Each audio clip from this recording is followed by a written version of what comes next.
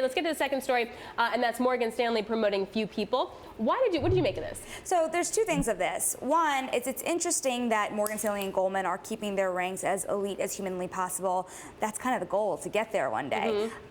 Something I think about a lot is, as they do this, how do they retain talent? Because if you're making it harder for people to get to the very, very top, you already have a situation where a lot of the younger people also have been turning over at a high rate, right? People have been moving into private equity and hedge funds and technology. And so how then do they rise up the bank to the very high levels?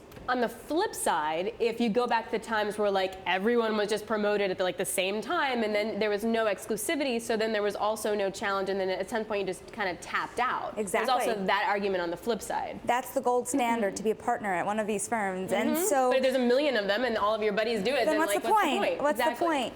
Something that's interesting too is the numbers behind this also, and how many strides they're making in diversity. Within the U.S., only 17% of the class at Morgan Stanley are Asian, only 4% are Black, and 4% are Hispanic.